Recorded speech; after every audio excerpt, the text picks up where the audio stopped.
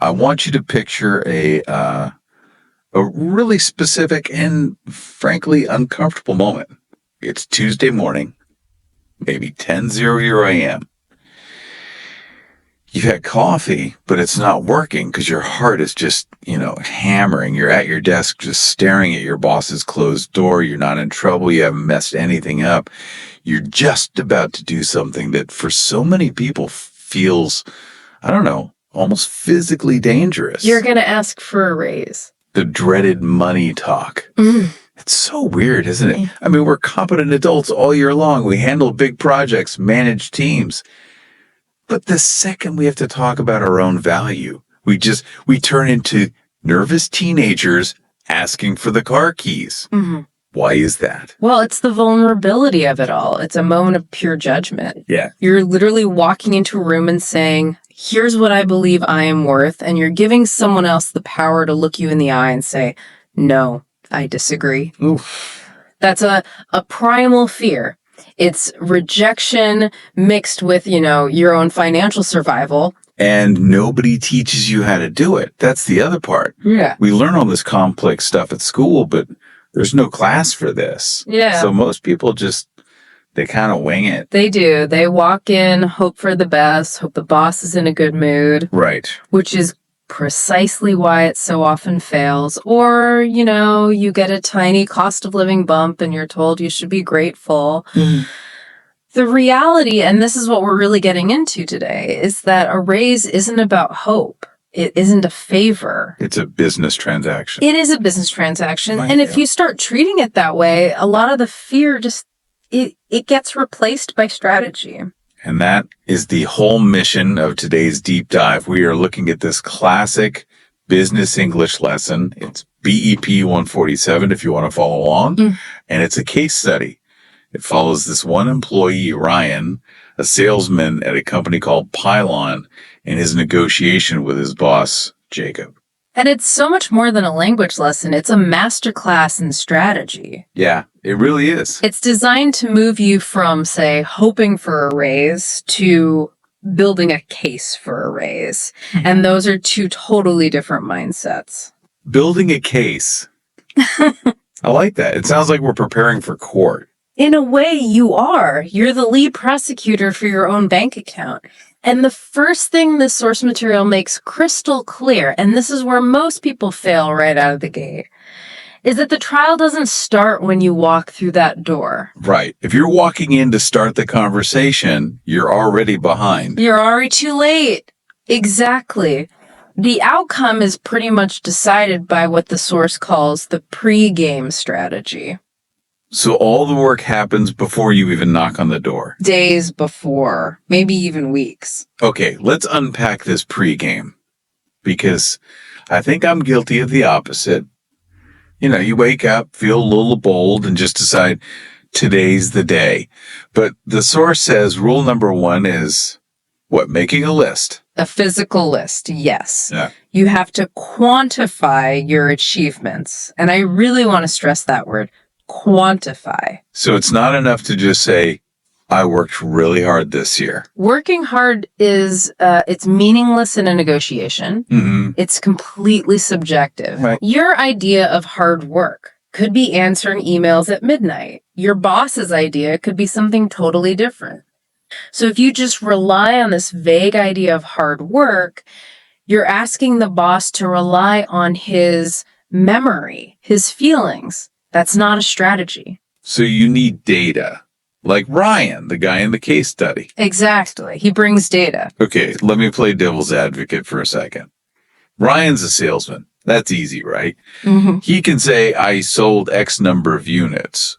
But what if you're in, I don't know, HR or marketing? Mm-hmm. It's harder to put a number on, like, handling a crisis well. It's harder, but I'd argue it's even more crucial for those roles. If you can't point to a direct sale, you have to translate what you do into the company's language, which is money. Okay, so how? Well, did you reduce customer support ticket times by, say, 20%? Did you roll out a new process that saved the team 10 hours a week? That's a number. time is money. You have to do the math for them.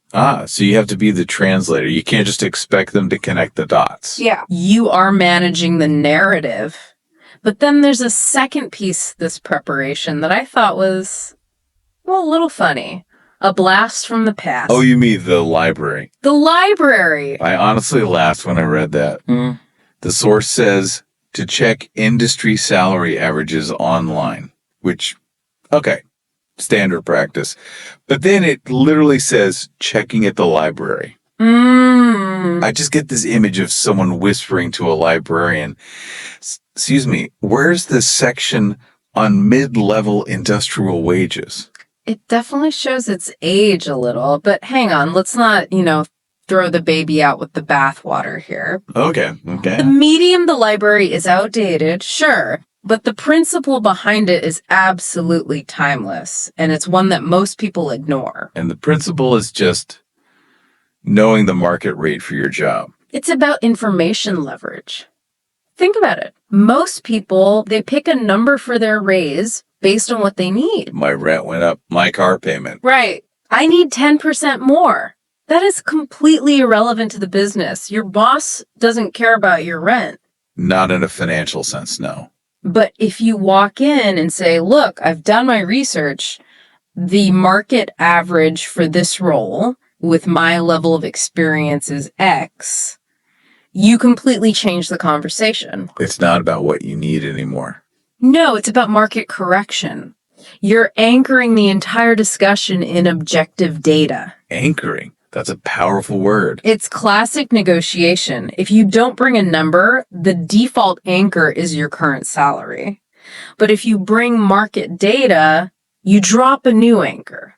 You're forcing the boss to justify why they're paying you below the industry standard. So no library trips necessary, but we do need to be on Glassdoor, LinkedIn, talking to people. You have to know the price of the commodity you're selling. And that commodity is your time and your skill. Okay, so we've got our list of quantified achievements. We've got our market research anchor. Now the source brings up something it calls the total package. And this is where I think people get a little skeptical. Yes, this is crucial. The idea is that your pay is more than just your paycheck. It's health insurance, retirement plans, stock options, all that stuff. But, my cynical brain immediately thinks, oh, great.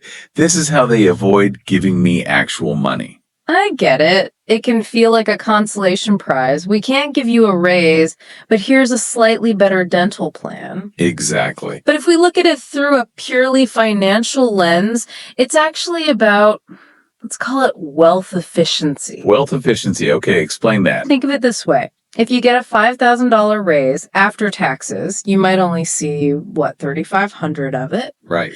But what if instead of that salary bump, you negotiate for an extra $5,000 in a 401k match from the company?